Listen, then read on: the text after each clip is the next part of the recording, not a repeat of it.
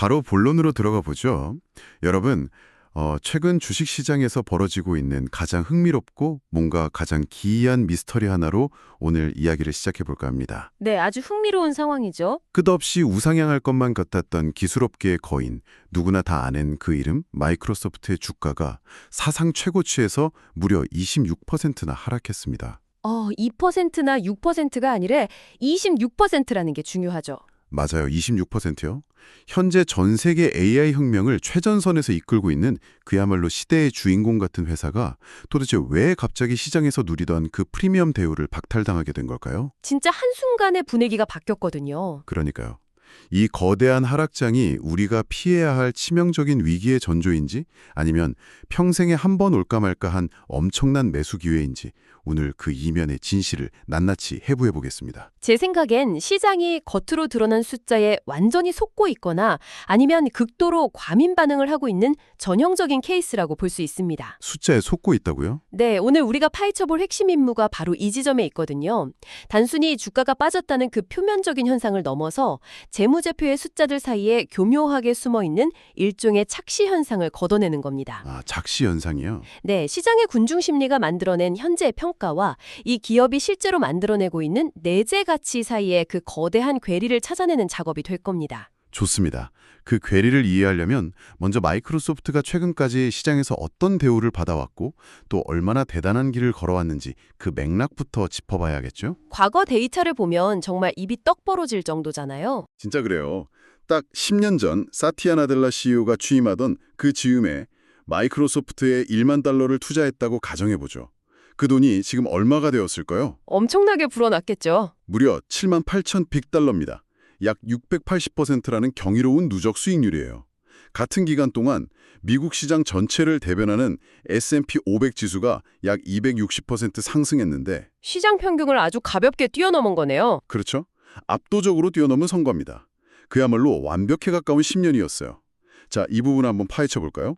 이렇게 눈부신 과거를 가졌고 심지어 지금 AI 시대의 핵심 인프라를 장악하면서 비즈니스 모델이 그 어느 때보다 강력해 보이는 회사의 주가가 최근 왜 26%나 gun두박질 친 걸까요? 그 질문에 답을 찾으려면 주식시장에서 흔히 말하는 밸류에이션, 즉 가치 평가가 단순히 과거의 실적표가 아니라는 점을 기억해야 합니다. 밸류에이션은 기업의 미래 성장에 대한 시장 참여자들의 집단적인 일종의 신뢰 투표에 가깝습니다. 신뢰 투표라? 아주 적절한 표현이네요. 어떤 주식이 시장 평균보다 훨씬 높은 가격표, 즉 프리미엄을 달고 거래된다면 그건 투자자들이 이 회사는 앞으로도 다른 평범한 기업들을 압도할 만큼 엄청난 마진과 성장을 보여줄 거라고 강력하게 확신한다는 뜻이죠. 마이크로소프트는 지난 수년간 그 프리미엄의 대명사였잖아요. 맞습니다. 그런데 최근 몇 달 사이 시장은 마이크로소프트에게서 이 프리미엄 지위를 거둬들였습니다. 지금은 기술주 평균은커녕 전체 시장 평균 수준의 밸류에이션으로 거래가 되고 있어요. 회사가 현재 구축해놓은 클라우드와 AI 비즈니스의 해자를 생각하면 이렇게 깊고 날카로운 매도세는 단순히 차익 실현이라기엔 너무 이례적이지 않나요? 마이크로소프트의 미래 수익 창출 능력에 대해 의심을 품기 시작했다는 건데 대체 무엇이 그들의 눈을 가리고 있는 걸까요? 그게 바로 우리가 짚어봐야 할 핵심 지표의 함정입니다. 기업의 가치를 평가할 때 가장 직관적으로 널리 쓰이는 지표가 있잖아요. 바로 주가 수익 비율, P/E 비율이죠.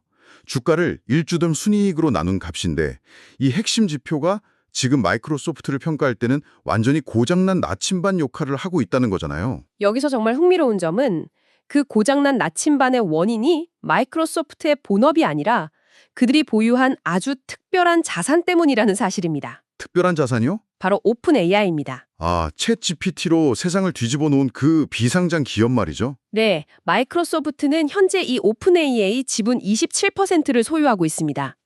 문제는 현재 미국 회계 기준이 이 지분 가치를 장부에 반영하는 방식이 있어요. 회계 기준의 문제군요. 오픈 AI의 기업 가치가 최근 펀딩을 받을 때마다 천정부지로 치솟고 있잖아요. 거의 1,500억 달러 이상으로 평가받고 있다고 들었는데요. 네, 바로가 폭발적인 가치 상승이 역설적으로 마이크로소프트의 재무제표를 엉망으로 보이게 만듭니다.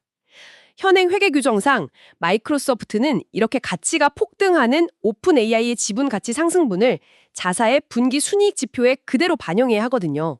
잠깐만요. 아니 주식을 팔지도 않았고 손에 쥐어진 현금도 없는 거잖아요. 그렇죠. 완벽한 미실현 투자 이익인데 말이죠. 반대로 오픈 AI가 대규모 투자를 집행해서 장부상 적자가 나면 그 손실 역시 일정 부분 떠안아야 하고요. 와, 그거 진짜 이상하네요. 바로 이 지점이 전통적인 PE 비율을 심각하게 왜곡시키는 주범입니다. 본업인 클라우드나 소프트웨어에서 벌어들인 돈이 아니라 투자한 회사의 장부상 가치 변동 때문에 전체 순이익이 위아래고 미친 듯이 널뛰기를 하게 되는 겁니다. 그러니까 표면적인 PE 비율만 보고서는 이 회사의 주식이 지금 비싼 건지 싼 건지 실제 가치를 파악하기가 극도로 어려워진 상황인 거군요. 완벽하게 가려진 거죠. 이거 정말 중요한 포인트네요. 들으시는 여러분이 좀 더 직관적으로 와닿을 수 있게 비유를 하나 들어볼게요. 우리가 흔히 아는 월급쟁이 부자의 딜레마와 비슷할 것 같아요. 오, 어떤 딜레마죠? 유망한 스타트업의 초창기 멤버로 들어가서 스톡 옵션을 받았다고 가정해보죠. 회사가 투자를 대박으로 받아서 서류상으로는 내 스톡 옵션 가치가 수십억 원으로 뛰어올랐어요. 장부상 재산은 엄청나게 늘어났고 겉보기엔 억만장자인데 상장 전이라 팔 수가 없죠. 맞아요. 당장 이번 달 카드값이나 대출 이자를 낼 현금 흐름은 예전 월급 받을 때랑 똑같은 상황이랄까요? 혹은 그 반대로 스톡 옵션 평가액이 반토막이 나면 내 실제 통장 잔고는 그대로인데 서류상으로는 엄청난 적자를 본 것처럼 찍히는 거고요. 비유가 아주 찰떡이네요. 지금 마이크로소프트의 순이익 지표가 딱 그렇습니다. 본업에서 돈을 아무리 잘 쓸어 담아도 오픈 AI의 지분 가치 변동이라는 거대한 파도에 겉보기 이익이 완전히 왜곡되어 버리는 상황인 거죠. 네, 진짜 억울하겠네요. 그 비유에서 한 걸음 더 나아가 보자면 주식시장의 알고리즘 매매 프로그램들이나 겉핥기식으로 스크리닝을 하는 투자자들은 그 서류상의 적자나 비정상적으로 튠 PE 숫자만 보고 기계적으로 매도 버튼을 누르고 있다는 게 핵심입니다. 그 이면에 있는 현금 창출 능력은 전혀 보지 않고요. 그렇죠. 그렇다면 이 회계상의 환상에서 벗어나 마이크로소프트의 진짜 가치, 진짜 체력을 보려면 어떻게 해야 할까요? 외부 투자로 인한 장부상 수익이나 손실을 철저히 발라내야 합니다. 오직 본업에서 비즈니스를 통해 얼마를 벌고 있는지만 보여주는 지표를 봐야겠군요. 정확합니다.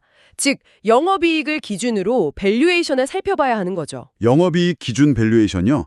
그 지표로 보면 마이크로소프트의 현재 위치가 어떤가요? 놀랍게도 현재 마이크로소프트의 영업이익을 기준으로 한 PE 비율을 산출해보면 최근 10년 내 최저 수준에 머물고 있습니다. 네, 10년 내 최저 수준이요. 잠깐만요. 주가가 최고점에서 26%나 빠지니까 뉴스에서는 연일 AI 거품이 꺼진다, 빅테크 랠리가 끝났다라고 떠들고 있는데 완전히 반대 상황인 거죠. 순수하게 본업이 돈을 벌어들이는 능력 대비 주가를 보면 지금이 지난 10년 동안 마이크로소프트를 가장 싸게 살 수 있는 시기라는 뜻이잖아요.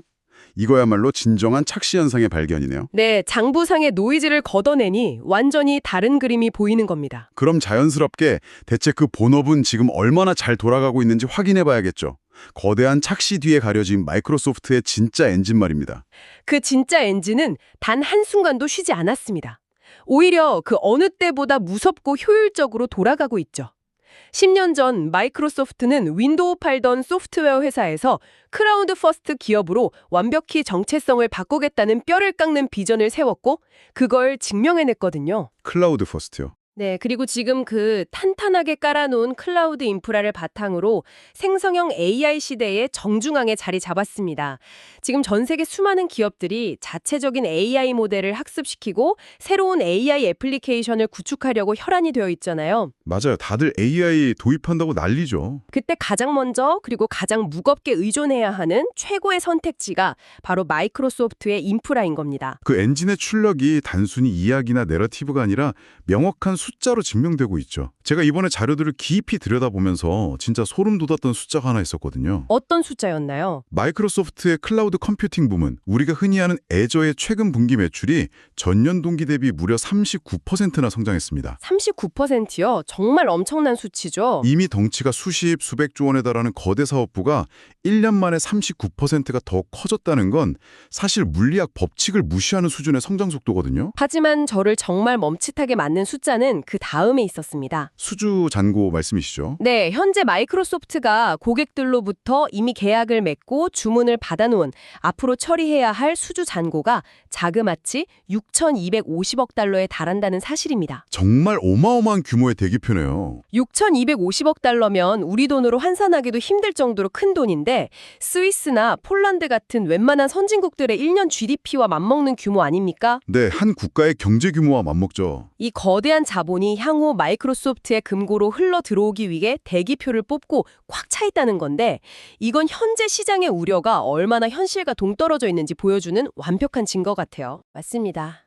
그 6,250억 달러라는 수주 잔고의 의미를 재무적인 관점에서 조금 더 깊이 파고들어 볼 필요가 있습니다.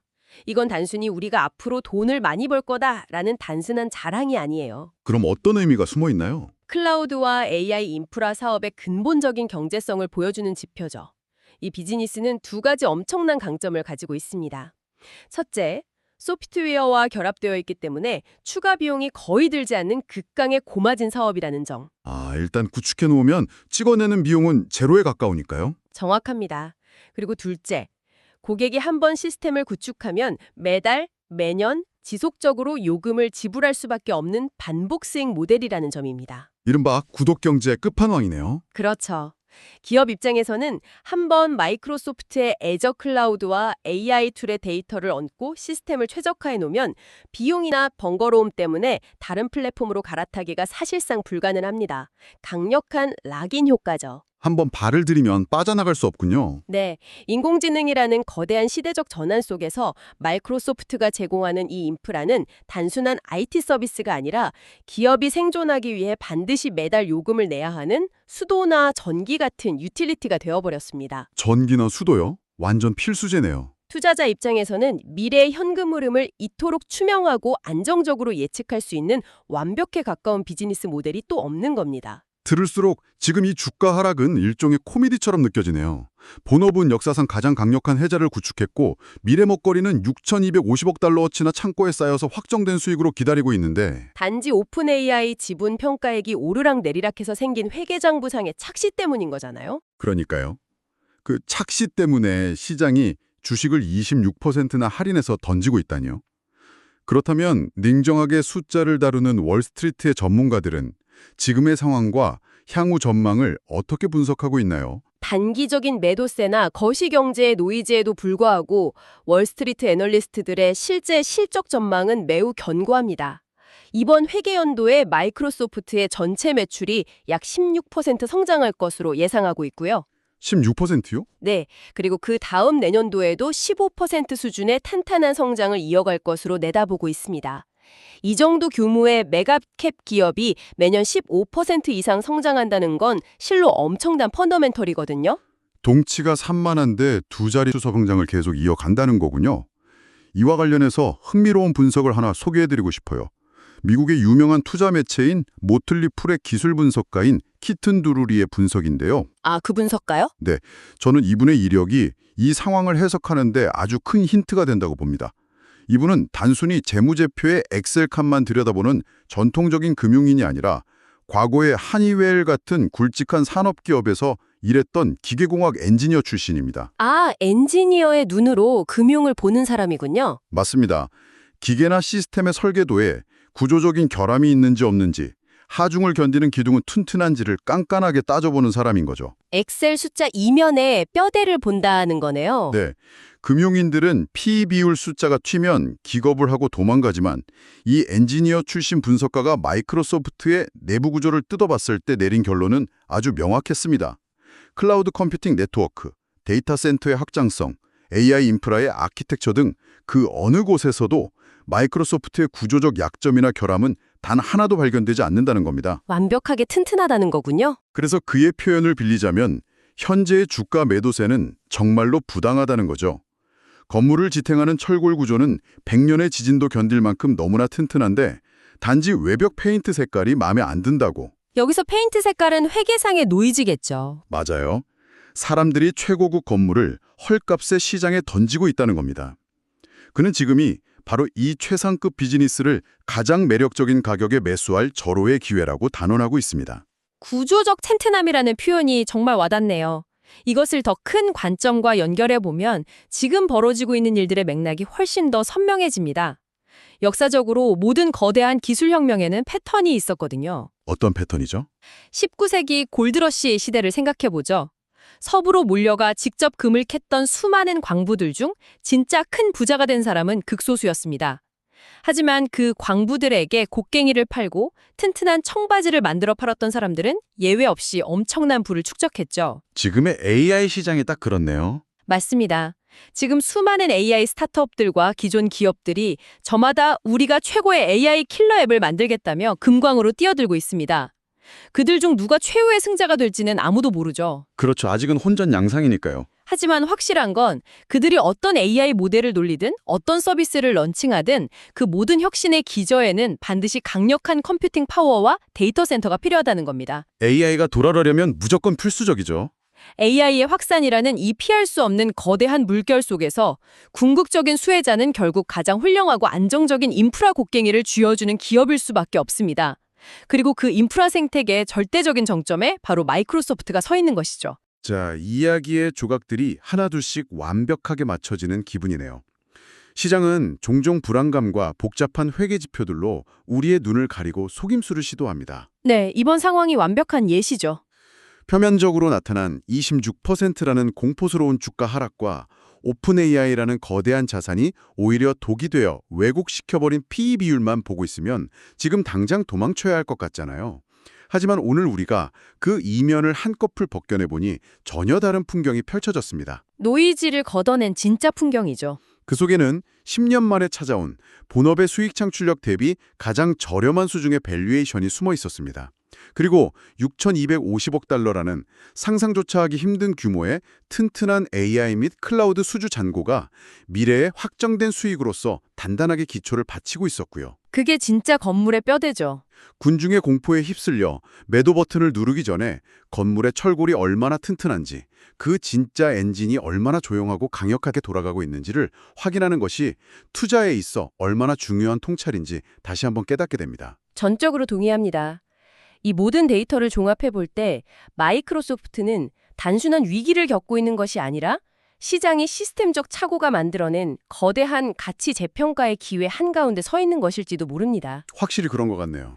오늘 이 깊이 있는 대화를 마무리하면서 듣고 계신 여러분이 일상으로 돌아가 스스로 한번 깊게 고민해 보셨으면 하는 새로운 질문을 하나 던지고 싶습니다. 어떤 질문이죠? 마이크로소프트가 가진 오픈 AI의 27% 지분만으로도 전통적인 재무지표인 PE 비율이 이렇게 크게 왜곡되고 망가지는 걸 우리가 방금 확인했잖아요. 네, 사실상 고장난 나침반이었죠. 그렇다면 향후 수많은 AI 기업들이 단순히 서류상의 가치를 넘어서서 천문학적인 실제 이익을 창출하기 시작할 때 과연 지금 우리가 사용하는 낡은 금융평가 모델들이 이 새로운 경제의 진짜 가치를 제대로 측정할 수나 있을까요? 모델 자체가 시대에 뒤떨어졌을 수 있다는 거군요. 맞습니다. 어쩌면 우리는 단순히 기술의 혁신을 경험하는 것을 넘어서 기업의 가치를 측정하는 방식 그 자체의 혁신을 눈앞에 두고 있는 것일지도 모릅니다. PE 비율 같은 과거의 잣대로 미래의 부를 재단하려는 시도가 얼마나 위험한지 한 번쯤 진지하게 상상해봐야 할 시점이 온 것 같습니다. 와, 상상력을 완전히 다른 차원으로 확장시켜주는 질문이네요. 단순히 회사가 돈을 얼마나 버느냐를 넘어서 우리가 가치를 평가하는 룰 자체가 바뀌어야 한다는 이야기라니 오늘 대화의 여운이 꽤 오래 갈 것 같습니다. 네, 스스로 질문해볼 만한 가치가 충분한 주제죠. 시장의 착시를 꿰뚫어 보는 법부터 금융평가 모델의 근본적인 한계까지 정말 흥미진진한 탐험이었습니다. 함께 고민해주신 여러분께도 이 새로운 시각이 든든한 무기가 되기를 바라며 오늘의 깊은 탐구를 여기서 마치겠습니다.